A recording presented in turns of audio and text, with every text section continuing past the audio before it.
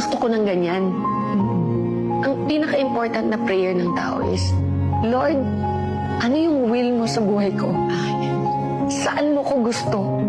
Kasi maraming pintuan Ton. Maraming pintuan na nagbubukas sa buhay ng isang tao. Pero alin ba dyan yung galing sa Kanya? And paano mo malalaman? A there of silence in the bedroom, all around. Touch me now.